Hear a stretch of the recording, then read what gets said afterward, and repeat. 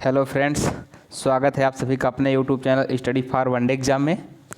हम लोग सॉल्व कर रहे हैं यूपी ट्रिपल एस से संबंधित अब तक जितनी भी परीक्षाएं हुई हैं उन सभी परीक्षाओं में पूछे गए प्रश्नों की सीरीज को, और उस सीरीज को हम लोग विषयवार सॉल्व कर रहे हैं।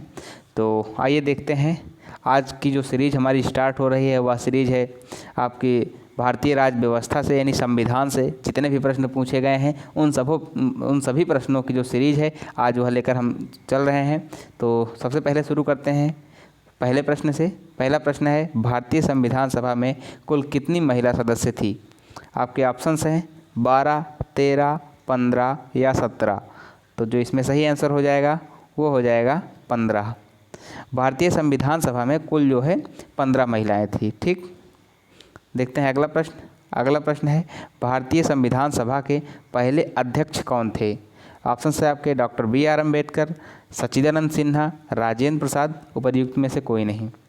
तो सबसे पहले थोड़ी जानकारी लेते हैं एक एक ऑप्शंस के बारे में, जिससे आपकी जो है पकड़ और ज़्यादा विषय पर सुनिश्चित हो जाए और अच्छी पकड़ हो जाए, जिससे आपकी जो है एग्ज़ाम में बहुत ज़्यादा आपको हेल्प मिल सके। तो देखते हैं, पहला विकल्प है doctor B.R. Ambedkar. Doctor B.R. Ambedkar जो है प्रारूप समिति के अध्यक्ष थे। सच्चिदानंद सिन्हा जो है एक तरह से देखा जाए तो सबसे बुजुर्ग या फिर सबसे ज़्यादा उम्र के व्यक्ति थे जो संविधान सभा के जितने भी मेंबर थे उन सभी में सबसे ज़्यादा उम्र जो है सच्चिदानंद सिन्हा की थी।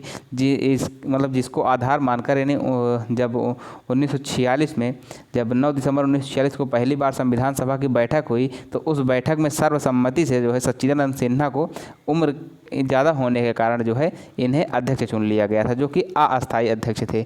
तो इस प्रश्न का जवाब हो जाएगा बी, यानी सच्चिदानंद सिन्हा। और राजेंद्र प्रसाद जो है इसके अस्थायी अध्यक्ष थे, जो कि 11 दिसंबर 1946 को बने। ठीक, 11 दिसंबर 1946 और 9 दिसंबर 1946 को सच्चिदानंद सिन्हा को अस्थायी अध्यक्ष के रूप में चुना गया।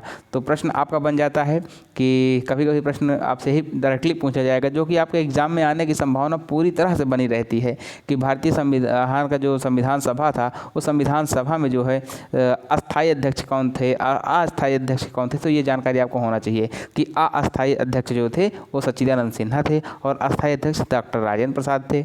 Doctor B.R. अम्बेडकर प्रारूप समिति के अध्यक्ष थे। आइए देखते हैं अगला प्रश्न।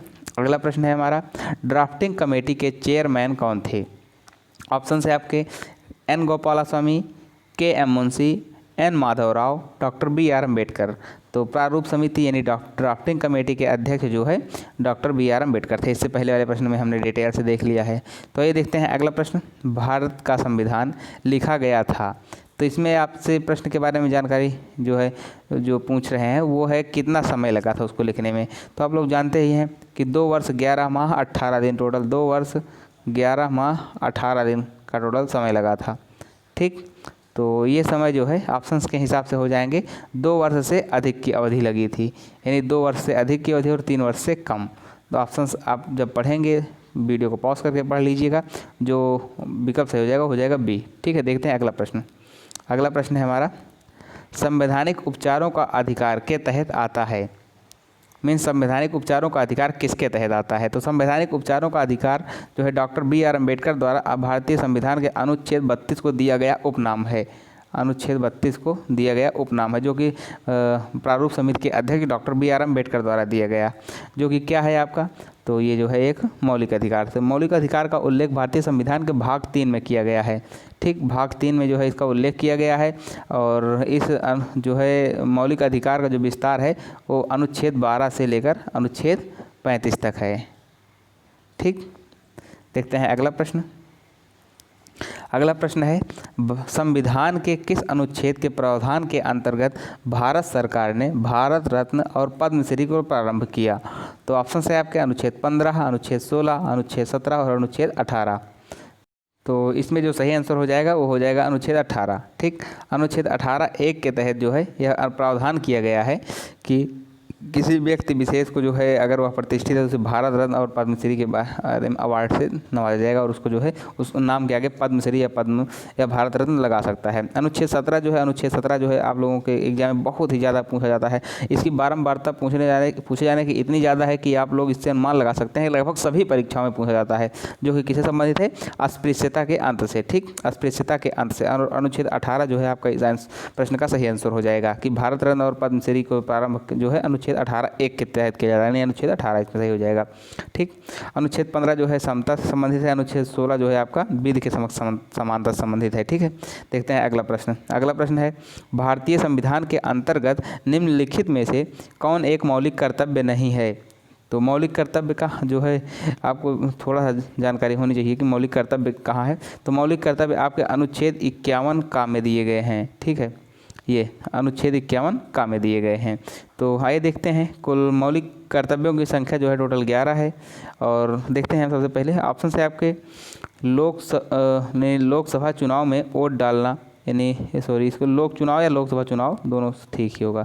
ठीक, आइए देखते हैं इसमें अगला विकल्प है वैज्ञानिक कागजों को विकसित करना, लोक संपत्ति की सुरक्षा करना, संविधान को मानना है, इसके आदर्शों की कद्र करना। तो भारतीय संविधान के अनुच्छेद 51 का में जो वर्णित मौलिक कर्तव्य हैं आपके, उन कर्तव्यों में जो है संविधान को मानना एवं इसके आदर्शों की कद्र करना ये सही है, लोक संपत्ति की सुरक्षा करना ये भी सही है, वैज्ञानिक कागजों को विकसित करना बिल्कुल सही है। यदि कोई जो है बात वैज्ञानिक आधार पर सही है तो उसको बढ़ावा देना और जो है उसका विकास करना यह हमारा जो है कर्तव्य है।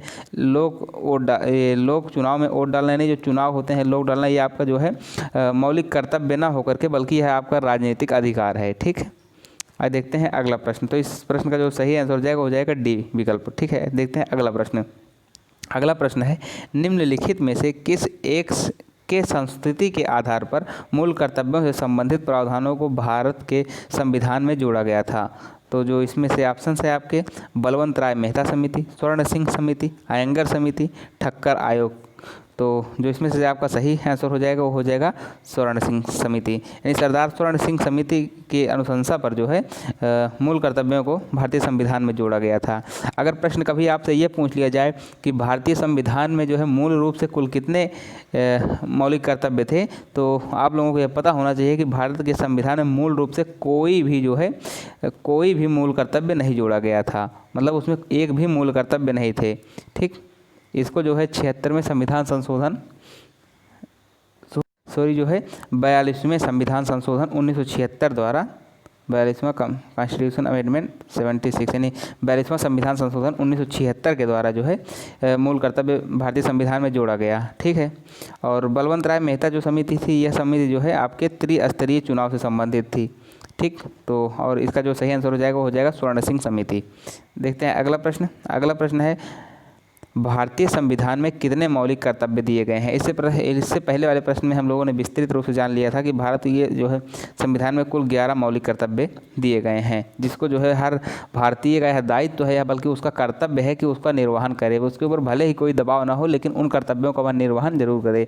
जैसे कि जो है कोई बालक है या कोई जो है 14 वर्ष से कम आयु का जो बच्चा है, तो उसके प्रतिपाल्य की यह मतलब उसके प्रतिपाल्य का यह कर्तव्य होगा कि वह अपने बच्चे को जो है या जिस बच्चे का वह पालन पोषण कर रहा है उसे अनिवार्य शिक्षा जरूर दे। यह वर्णन जो है आपका 86वें संविधान संशोधन 2002 में किया गया था। 86वां संविधान संशोधन 2002 में जो है किया गया था ये कि 14 वर्ष से कम आयु के बच्चे को जो है अनिवार्य शिक्षा जरूर दी जानी चाहिए। देखते हैं अगला प्रश्न।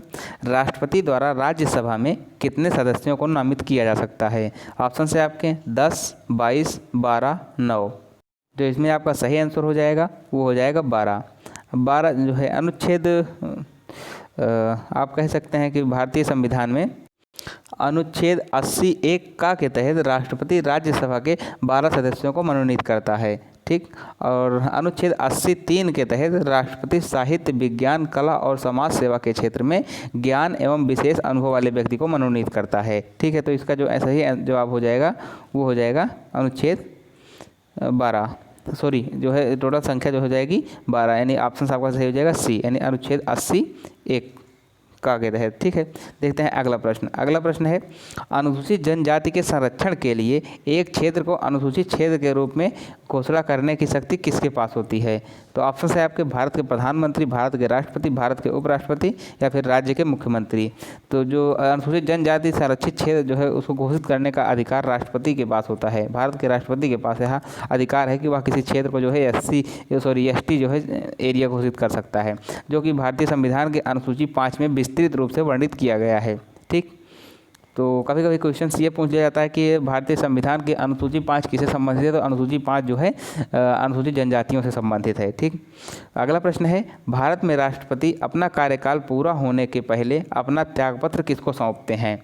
ऑप्शन है आपके मुख्य न्यायाधीश, उपराष्ट्रपति, प्रधानमंत्री, लोकसभा अध्यक्ष। तो जो राष्ट्रपति होता है अगर उसका कार्यकाल समाप्त नहीं हुआ और वह अपना त्यागपत्र देना चाहता है तो वह जो है उपराष्ट्रपति को अपना त्यागपत्र सौंपता है। ठीक है, देखते हैं अगला प्रश्न।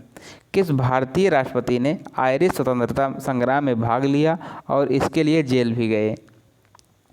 तो जो बीबी गिरी थे, बीबी गिरी यह जो है उस वक्त आयरलैंड में पढ़ रहे थे जब जो है ये वहाँ पर भाग लिए थे।